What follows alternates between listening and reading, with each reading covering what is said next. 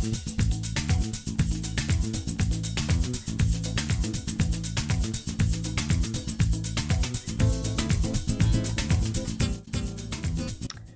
in this video I'm going to go through the steps to create a painting similar to the one that I have referenced here.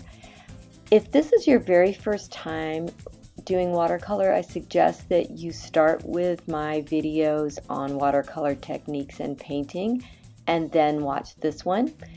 If you're ready to get started, you can either use my imagery or find something similar that has water and a sky and a lake, and then we can get started.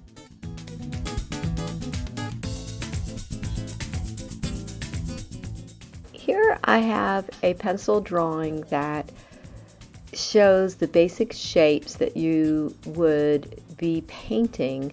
This is done on a separate sheet of paper. You could either do it that way or you could draw directly onto your watercolor paper. Notice I have some grid lines. That's to help me get all of the proportions, particularly the horizon line and location of the various important elements of the painting. The next thing I'm doing after I've taped my paper down is I'm going to be working in the sky. I have already put masking fluid in a few spots where I wanted to make sure I saved the white so I would have some control later. So what I'm doing here is wetting the sky with some clean water because I want it to be a wet area. The sky is going to be having the color moving together and I don't want sharp edges, so that I can, with the wet paper, it gives me the ability to keep everything flowing together.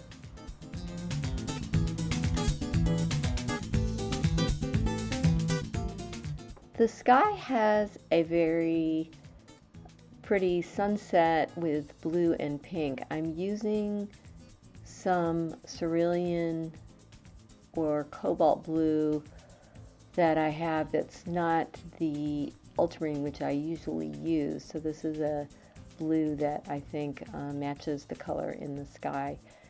Working quickly again with the wet paper so that I can keep everything going, and I'm also thinking about the fact that I'm going to add other layers. I'm testing out the color on a scrap paper to see whether I think it's about what I want. When I start out with these colors, it often looks too strong, but as the paint dries, it will lighten up. The other thing is, if you have your paper taped down to a board, you can tilt it and move it so that you can control where the water and the paint are bleeding together. The other thing you can use is your paintbrush with a moisture taking off it, so you can lift off some of the color that you've had put down without adding extra water to the paper. You want to avoid adding extra water. It creates problems and floating effects that often are undesirable.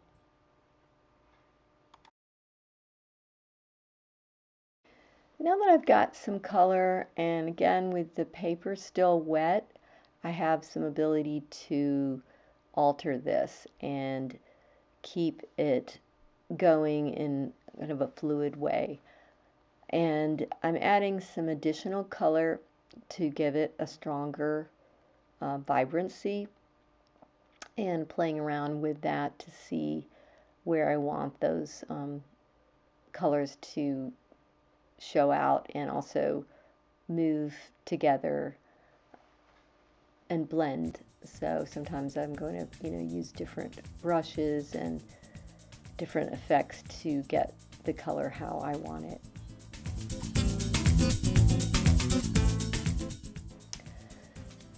The next part I'm going to work on is the water, and it's going to have a lot of the same color in it that was in the sky, so the colors are going to be reflected into the water.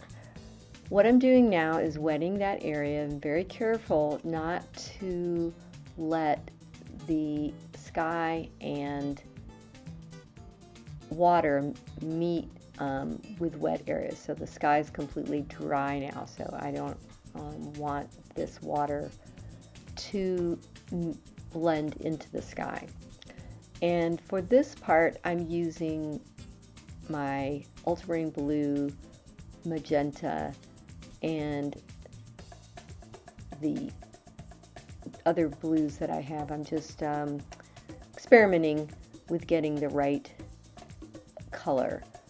I want to, again, work quickly to get this in as a wash.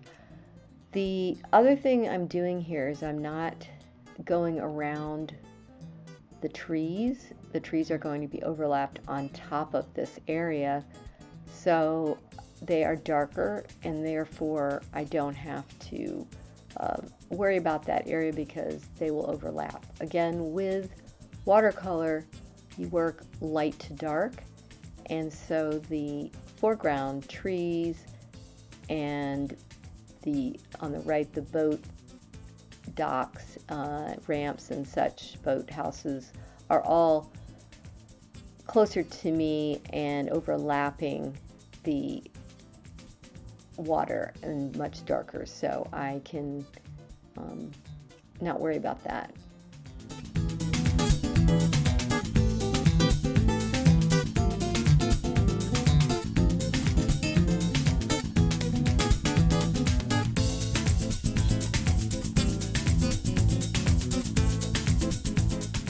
Now that I have the sky and the water base layer done, I'm ready to do the distant trees that are on the other side of the lake.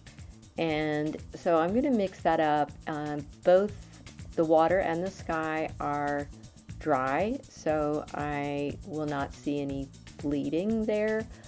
I'm mixing up a grayish blue color that I will paint in that distant area.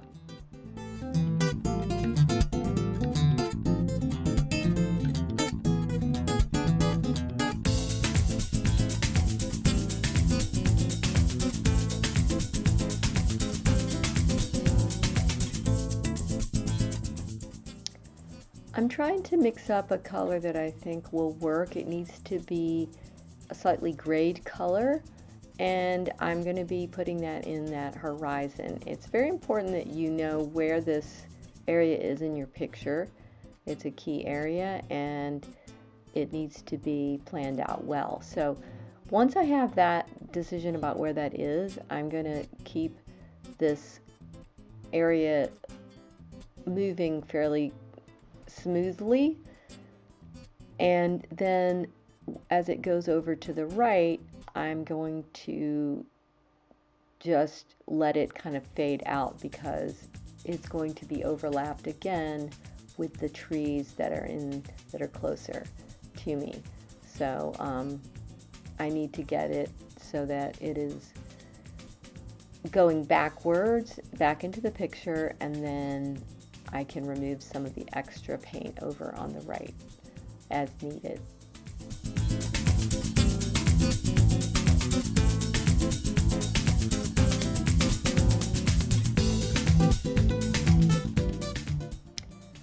Here I'm painting in the area that is the horizon area, and then I'm just removing some of that extra paint so it isn't necessary and it's going to be overlapped, but I'm just taking that out here.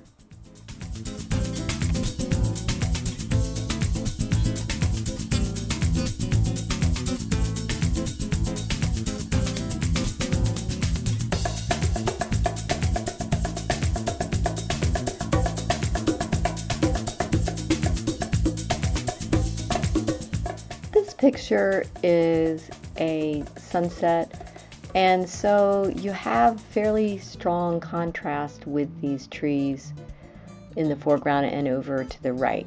So what I'm doing here is mixing up a very strong color using my ultramarine blue, my magentas, and also some burnt umber. I'm going to be painting this in fairly quickly with my large brush that I have a good bit of control with both the sides and the point of the brush. The other thing when you're doing something like this is to mix up a good amount of the color that you want. It's a common mistake, and I end up running out of some of this color. It's a common mistake to not have enough of the color, and then you have to stop and mix that color. If you have a lot of your color, you have enough of your color, then you can continue working and blending without getting edges that you don't want. As the paint dries, it's going to create edges. And so if you can move the paint quickly as you're working, then you're going to control that edge much better. And you have options to soften an edge. Once the paint is dry, those edges are there, and it's a lot harder to fix those areas. I'm coming in here with a smaller brush and doing some marks. What I'm trying to do is get a sensation of the trees, and I'm using the brush and the marks to indicate the type of tree, the foliage, and the irregularness of the natural environment. It's not a precise thing in the sense that every single detail is put in. It is, think about it in terms of layers. Again, this is the first layer, and then you'll add more layers. Now that I have the right side, I'm going to put in the tall foreground trees on the left, and what I have here is a similar color that I used for the other side. I've already know where these trees are located. I had put them in very lightly with the pencil line, and I'm also thinking about the type of tree. The one tree is a pine tree, and then the other is a deciduous tree which is not leafed out. So I'm thinking about that, and I'm again working with enough color to move it around to give the suggestion with the marks of the trees. I'm thinking also that I will be adding more color and layers to this. This is my first layer, and it's not going to be quite as light as is shown here.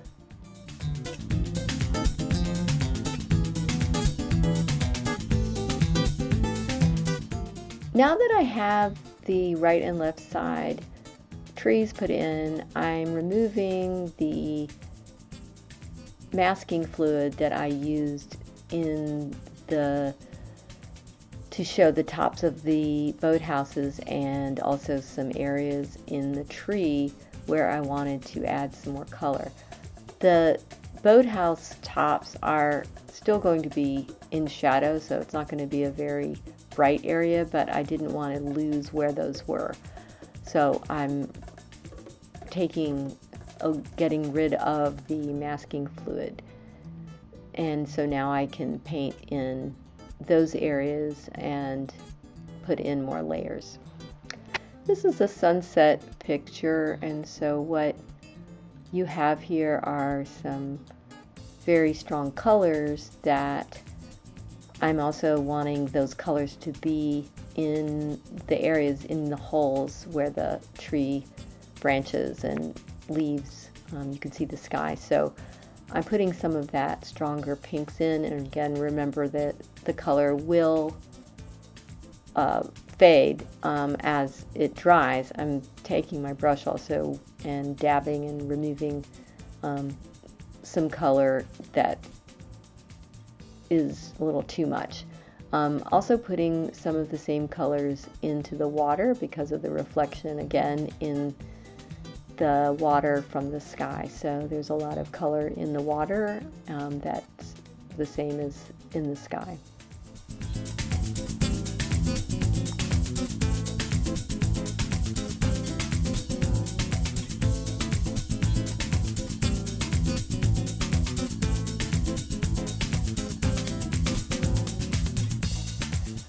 I'm ready now to put in more details, and I'm putting in a dock here and also some details and layers in the boat area on the right and in the water.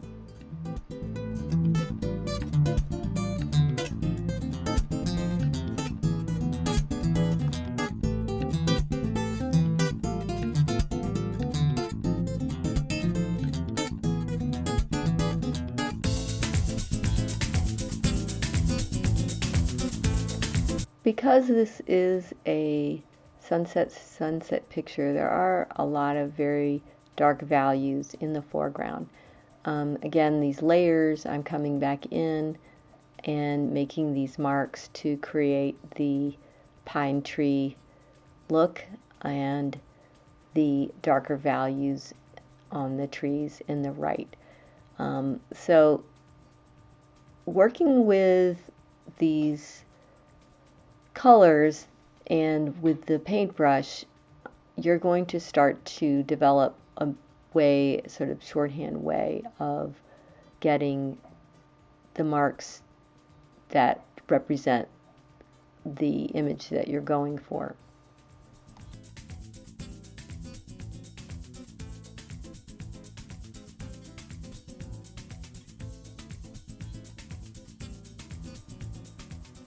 The tree on the left side is a deciduous tree, and this is the spring, and it doesn't have any leaves. So after working on the trunk, I'm going to switch to a smaller brush and do branches extending out. This might seem challenging, but again, the idea here is to let your brush, your thin brush, and your hand and arm extend the lines and sort of lift off at the end. This is the kind of thing you could practice on scrap paper, and I'm looking at my photo, but it doesn't have to match exactly. You're just getting a suggestion of what this tree branch looks like. When I first tried it, my brush was too big, so this is the kind of thing where you really want to get the right size brush to get the thinness. Better to go too thin on this than to have it too thick. I'm now working with smaller details in this painting. I worked longer on the painting off camera to put in more color in the trees on the right, in the dock, and in some other details. So that enabled me to get closer to my vision of the painting, and those layers added more color, and the details created the contrast that I was looking for in the scene. I hope you enjoyed this demonstration and that you will enjoy creating your own painting of a dock scene. Happy painting!